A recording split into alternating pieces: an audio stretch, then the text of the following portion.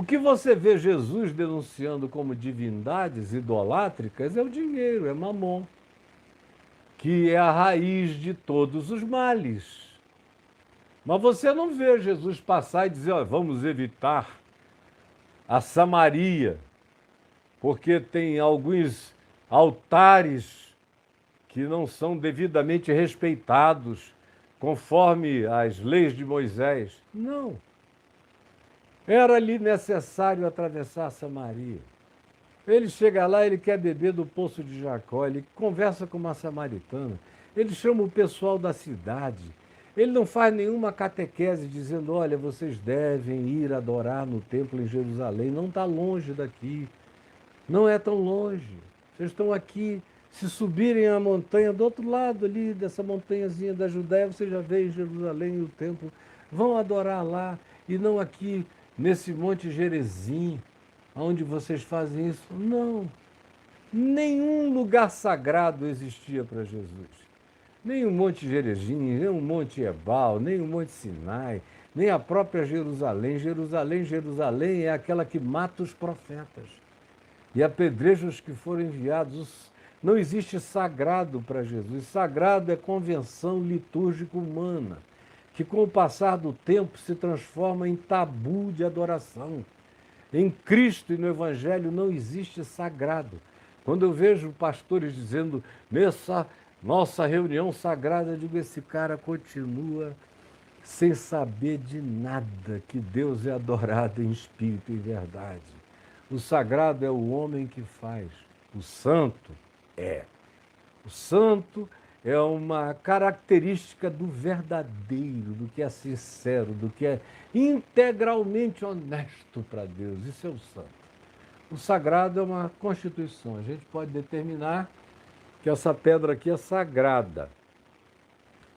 E se eu começar a cultuar essa pedra, e a todo dia, quando os meus filhos chegarem aqui, eu fizer essa pedra passar de mão em mão, e der um beijo nela, e contar uma história de como ela me ajudou, talvez, na minha casa não, porque os meus filhos são lúcidos demais.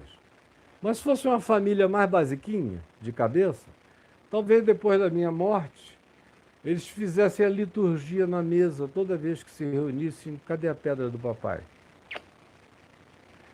Meus netos, a pedra do vovô. Meus bisnetos, a pedra do bisavô. Daqui a 3 gerações, essa pedra era sagrada, iria estar no nicho, no altar, como coisa sacra. Mas é só uma pedra. Para Jesus, o sagrado não existe, existe para a religião. Para Jesus, o santo é o que se instala como espírito e verdade no coração da gente.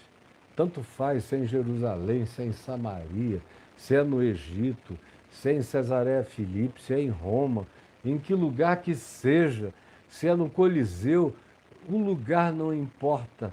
O único lugar que importa é o coração.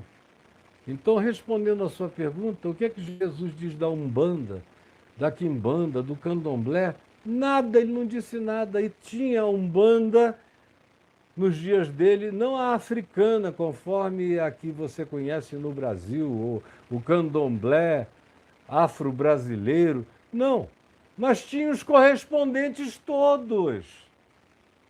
Os romanos tinham os seus deuses com correspondências idênticas. E eram deuses de múltiplas funcionalidades. Deus para dinheiro, Deus para guerra, Deus para eroticidade, Deus para conquista, Deus para o amor, Deus para a morte, Deus dos escravos, Deus das virgens, Deus das dores, Deus de tudo que você quisesse. E Jesus passou batido. Ele falou de hipocrisia, mais do que qualquer outro tema. Falou de ansiedade longamente. É um dos temas mais longos, é a ansiedade, o que também é uma espécie de idolatria, porque é a convergência emocional para uma subjetividade que a gente diz que sem ela a nossa vida não terá solução. Então a ansiedade, acaba inconscientemente instalando o poder de uma realidade insubstituível para nós. Acaba virando uma divindade implícita, ainda que alguém me ouvindo aqui não concorde.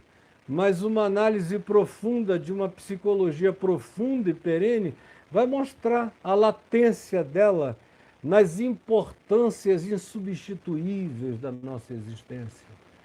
Ele falou de tantas outras coisas, de perdão. Perdão. A grande idolatria era se apegar à vingança, era se apegar ao ódio.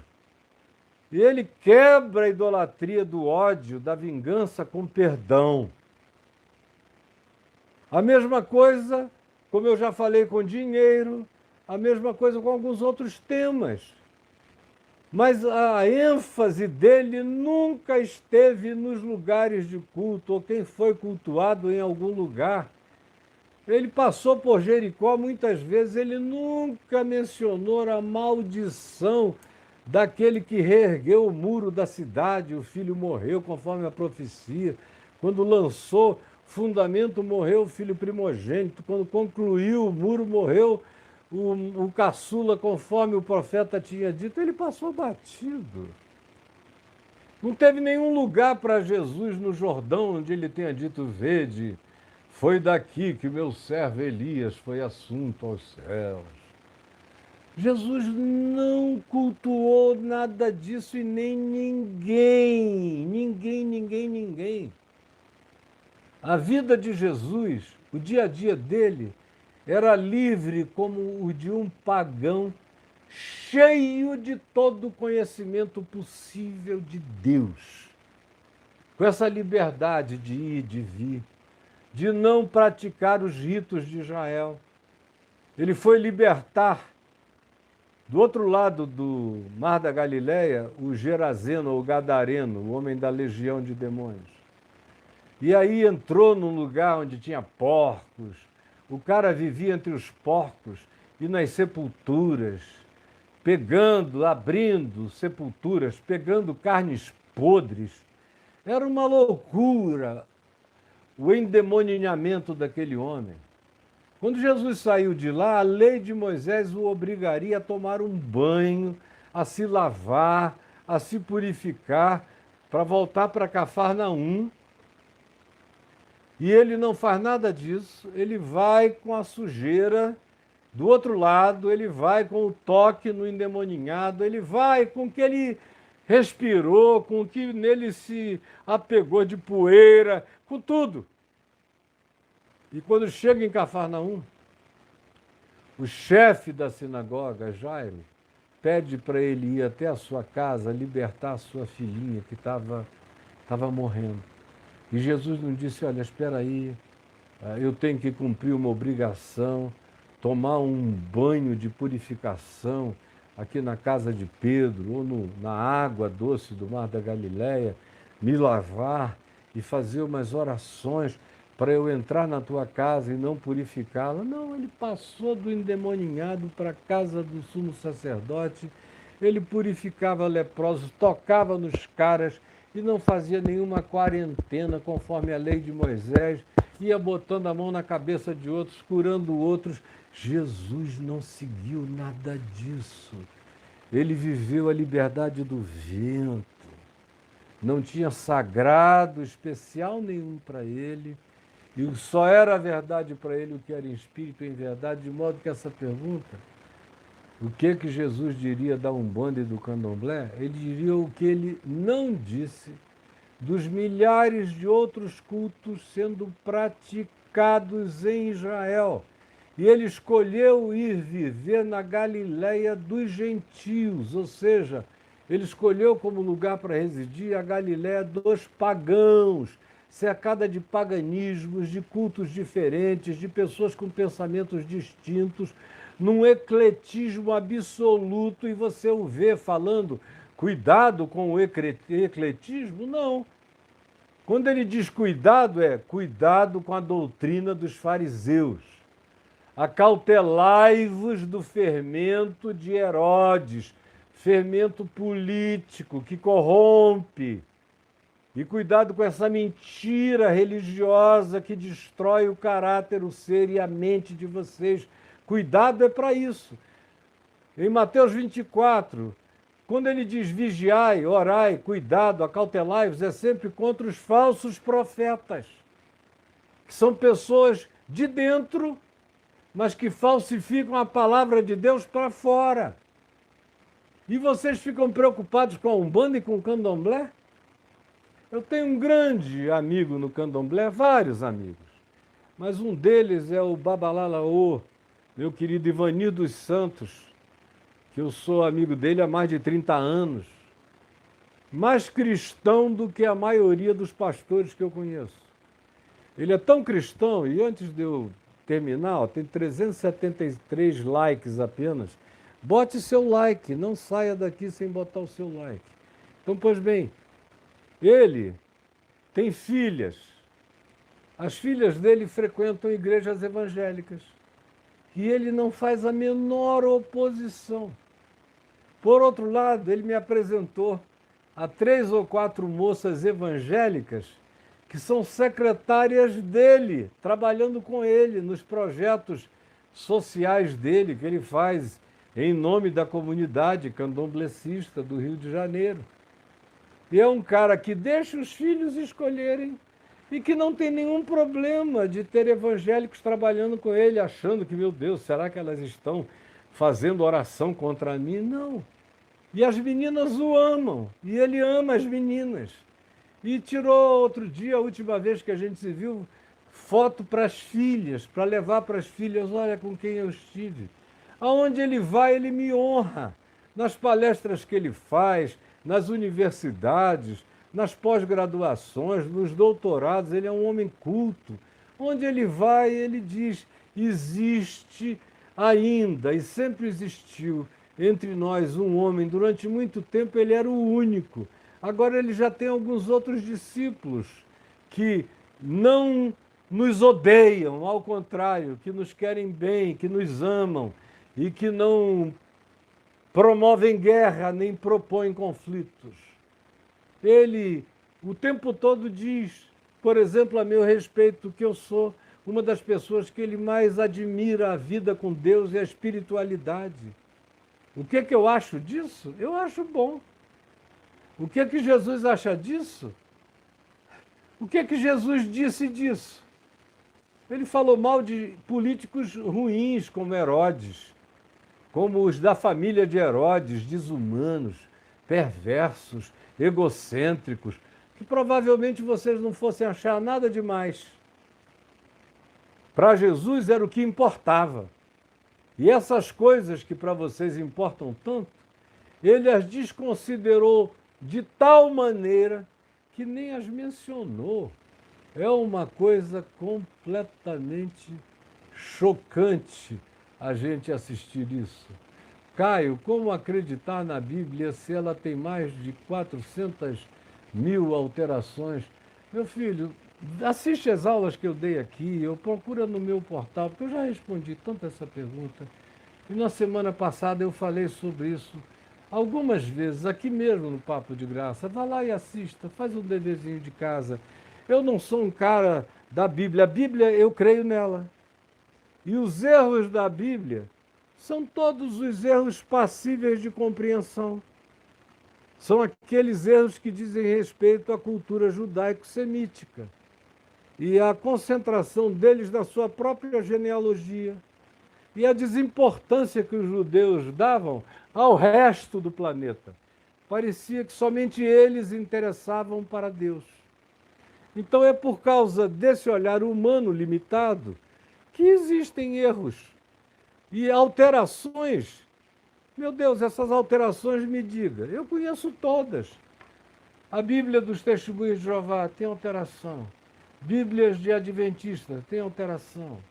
Bíblia etíope tem 88 livros, tem alteração. Bíblia Católica Romana tem 7 livros a mais, tem um salmo a menos, tem alteração. Tem outras Bíblias de outros grupos. Agora, eu não sou um cara que defendo a Bíblia. Palavra de Deus para mim é Cristo, é a única palavra viva, eterna, eficaz, imutável e inerrante a Jesus. Toda a produção humana pode carregar inspiração divina, e a Bíblia tem muita e está cheia de inspiração divina. Algumas tinham tempo, hora e prazo de validade. Como o próprio Moisés disse, olha, por enquanto é isso, mas vem alguém maior do que eu que vos ensinará todas as coisas. A mulher de Samaria sabia isso. Nós fomos informados que a gente sabe tudo em parte, mas quando vier o Messias, ele nos ensinará todas as coisas. Agora o Messias veio, mas a gente continua agarrado com Moisés, com ódio de ídolos de pau, de pedra, enquanto os nossos ídolos são subjetivos, estão todos no coração. A maioria dos evangélicos que eu conheço são idólatras sem tamanho. Idolatram pastores, idolatram profetas, idolatram cantores, idolatram a igreja que frequentam, idolatram a doutrina, cheios de ídolos. E você vem me perguntar pelo candomblé e pela umbanda? Pelo amor de Deus, é preciso olhar para o espelho e se enxergar. Agora, eu digo também aqui para você que me perguntou sobre os 400 alterações, segundo você, na realidade é um número redondinho demais até para ser verdadeiro esse seu número. É uma generalização de quem não conhece nada, não estudou nada, ouviu um galo cantar, mas não sabe aonde. Então, para concluir, deixa eu apenas dizer o seguinte: na realidade, tudo mais, a gente nem precisava estar falando de Velho Testamento aqui. Nem precisaríamos. Porque o Velho Testamento só foi mencionado no Novo Testamento, onde tinha judeus. É porque tinha judeus em todo lugar. É por isso que você não encontra nenhuma carta de Paulo sem ter que fazer alguma evocação do Velho Testamento para demonstrar que Jesus era o Cristo, de acordo com as escrituras dos judeus. Por quê? Porque os líderes das sinagogas, os judeus que estavam em todas as cidades do Império Romano, as cidades greco-romanas espalhadas por toda aquela região, aonde chegava um apóstolo pregando, era pedrada, era martírio, eles faziam de tudo para prender, para incriminar, para abominar, para heregificar a existência daquela pessoa. Era isso que faziam. Por isso, Paulo tem que, escrevendo aos romanos, ele tem que falar de judeus. Ele fala no capítulo 2, depois ele relativiza o judaísmo, dizendo que gente que não soube de nada, em qualquer lugar do mundo, vai ser justificada por Deus no dia em que os segredos dos corações forem abertos. Mas por que ele falou dos judeus aos romanos? Leia o último capítulo da carta de Paulo, da epístola de Paulo aos romanos, você vai entender. Você vê a quantidade de judeus que ele menciona naquela congregação. Tinha muito judeu e tinha muita gente para quem as alusões de Paulo aos profetas e aos salmos e a isso e aquilo eram importantes. Por isso ele alude acerca deles em Romanos, por exemplo. Leia quem era a congregação no capítulo 16 e você vai entender a carta inteira, porque que ele menciona cada um daqueles temas. Se lá no final daquela carta não tivesse judeu nenhum, nem ninguém de cultura judaica, nem ninguém de convívio com judeu, jamais, ele não teria falado de Davi, nem de Abraão, nem de coisa alguma, ele teria ido direto ao ponto. Falado de Jesus, como o Evangelho de Marcos, que foi escrito provavelmente para romanos, não tem genealogia de judeus, não cita praticamente nenhum texto do Velho Testamento, é um testemunho direto. Como quando eu encontro aqui os meus amigos que não têm nada de Bíblia, que não querem nem saber do assunto. Eu nunca falei de Bíblia para eles, nem de Velho Testamento, nem de ninguém. Eu falo quem é Jesus. E eles ficam encantados pura e simplesmente com Jesus, como se Jesus não tivesse nada a ver com a história do Velho Testamento, porque eles próprios não têm nada a ver com a história do Velho Testamento.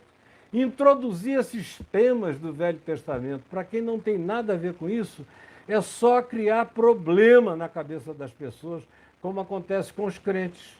São todos gentios, nascidos em Cascadura, Belford Roxo, Planaltina de Goiás ou de Brasília, Braslândia, isso e aquilo, nada de judaísmo, mas são séculos e séculos e séculos de doutrinação dos gentios para serem híbridos judaico-cristãos, de modo que o cristianismo é uma hibridização constante entre o judaísmo e o cristianismo de Constantino. E botaram de lado, foi o puro e simples evangelho de Jesus.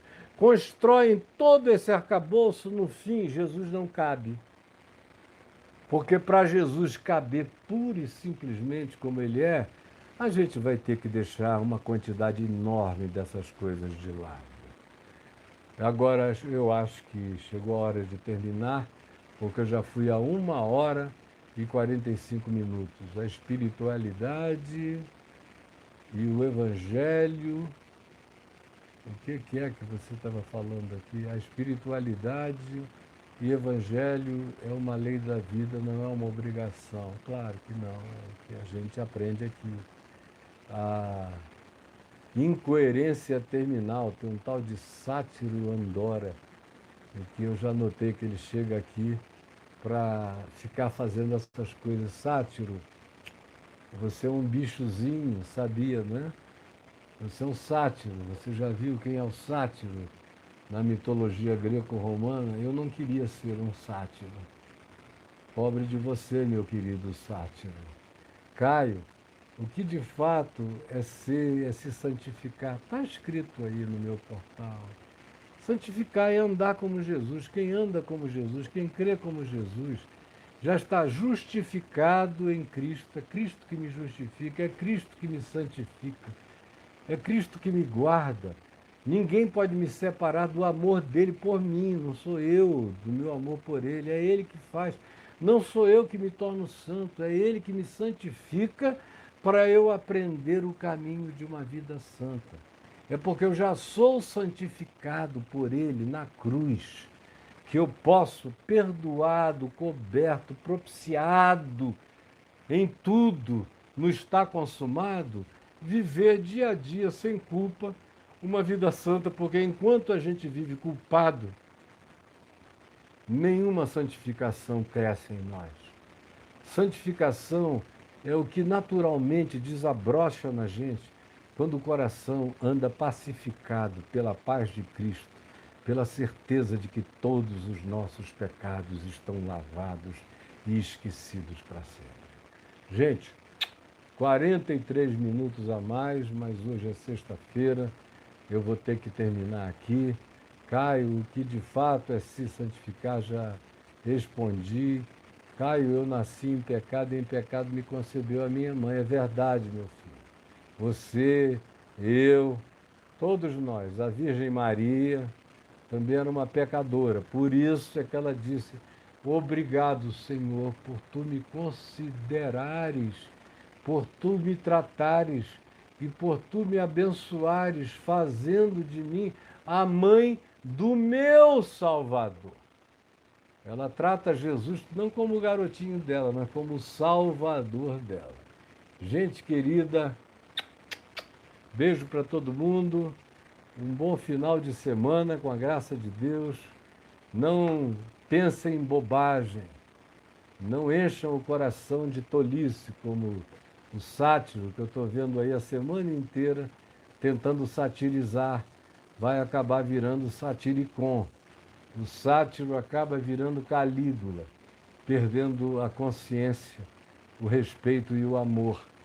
Isso nunca é contra os outros, sempre é contra o próprio sátiro. Viu, meu querido? Ninguém vai te levar a sério nesta vida. Que Deus te salve disso. Um beijo, fiquem com Jesus.